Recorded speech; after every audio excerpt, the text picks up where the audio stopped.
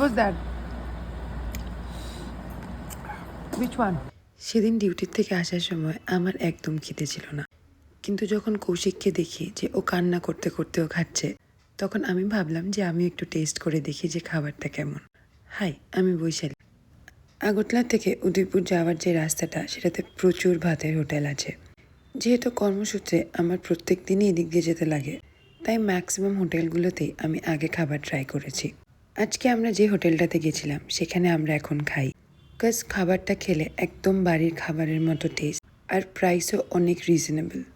কোনোদিন যদি আপনার মনে হয় যে আপনি শুধু ভর্তা দিয়ে ভাত খেতে চান, তো এই হোটেলটাতে প্রত্যেক দিনই ওরা 6-7 রকমের ভর্তা করে, আর এই থালিটার প্রাইস মাত্র 70 টাকা, উইথ আনলিমিটেড ফুড।